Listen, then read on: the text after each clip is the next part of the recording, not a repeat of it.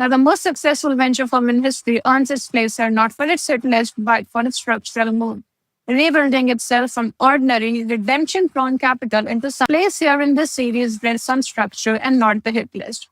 In 2021, it abandoned the 50-year-old fixed-life venture fund and rebuilt itself as a single, open-ended vehicle manufacturing from ordinary limited partner capital to permanence that the series' earlier subjects were born with or granted by law. This issue reads how a venture portfolio is actually built, why the evergreen structure matters, and what it teaches us about fitting a fund structure to the shape of its returns. Founded in 1972 by Don Valentine, Sequoia now manages roughly $85 billion within its evergreen structure, invested across every stage, from scouts writing a $100,000 check to growth rounds to above $100 million on behalf of university endowments, foundations, sovereign funds, and family offices that are its limited partners.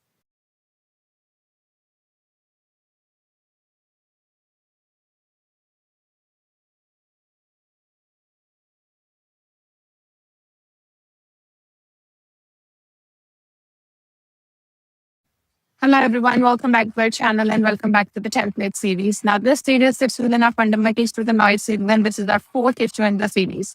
The template series essentially examines how the world's most consequential pools of capital are actually built. Each issue takes a single institution, a conglomerate, a sovereign fund, a family holding company, a venture firm, and reads its portfolio from inside, what it owns, how the pieces fit together, the one principle of construction that makes the whole thing work.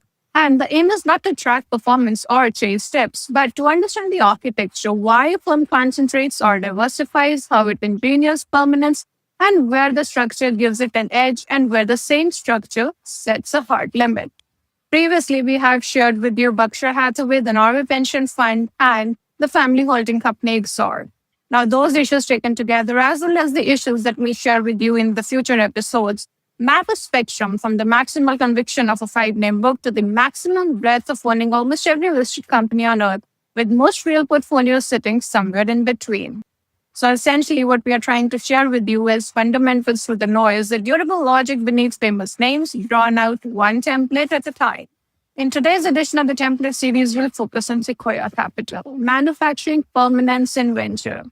Now, the most successful venture firm in history earns its place here not for its hit list, but for its structural move, rebuilding itself from ordinary, redemption-prone capital into something much more permanent.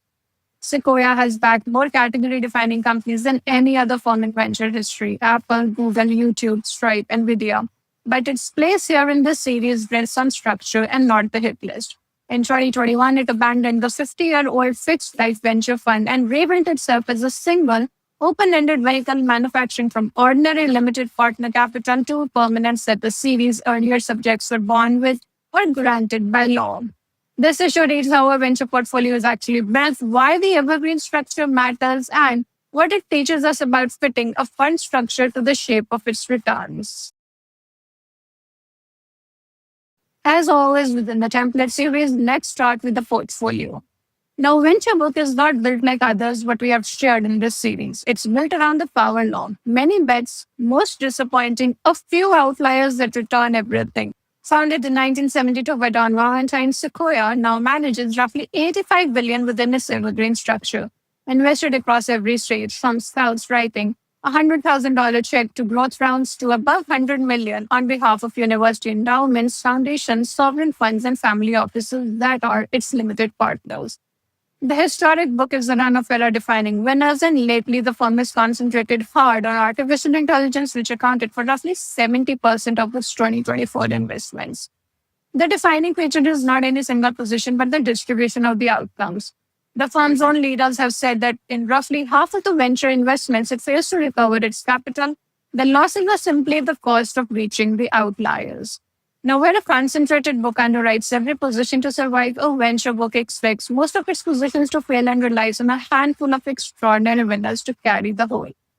That is a different risk architecture from anything that we have shared with you earlier in the series. This snapshot shares with you Sequoia the numbers from when it was founded to the assets managed, check range, and the global structure since 2023.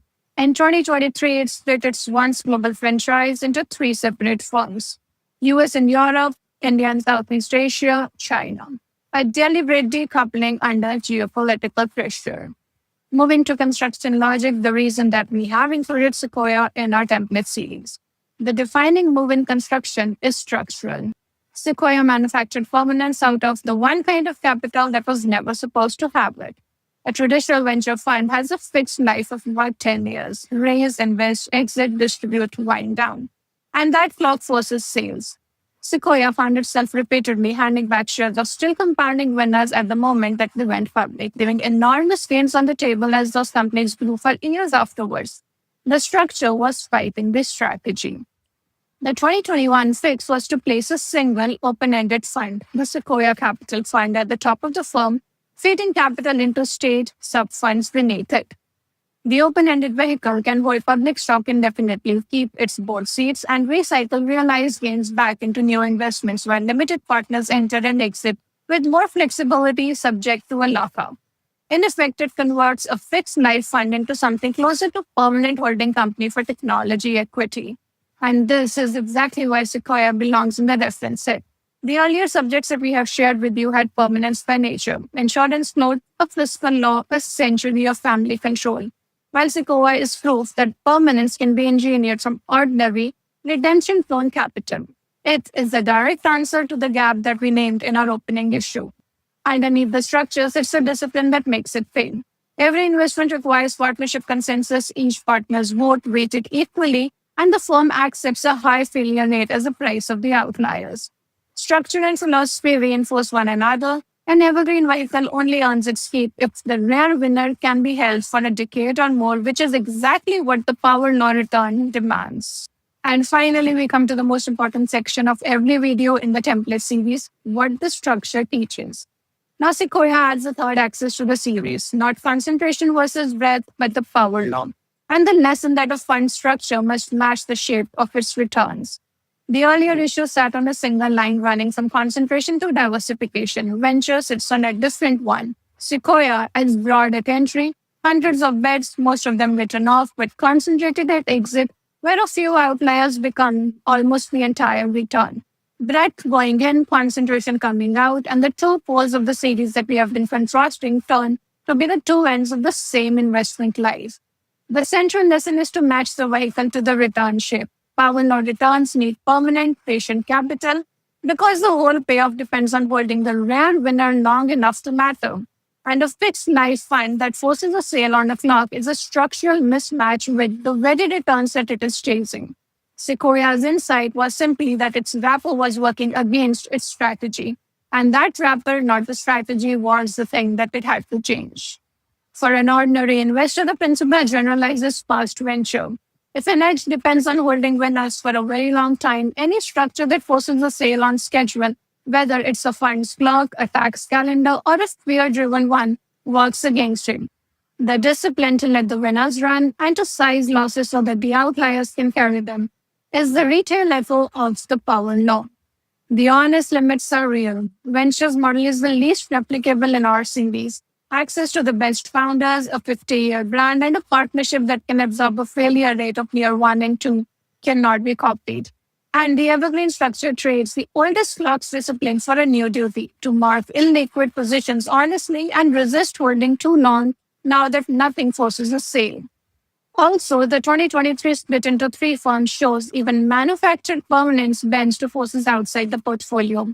As with every issue, the wrapper is a deliberate design trading a tidy 10-year clock for the ability to hold an outlier for a generation. In conclusion, we can say that a fund structure should match the shape of its returns. Power law returns, wherein a few winners carry everything, demand permanent patient capital. Sequoia's move was to stop letting a 10-year clock force the sale of its best companies and to manufacture the permanence that its strategy always needed. That's all that we have for you in this episode of the template series. Stay tuned in for the next one.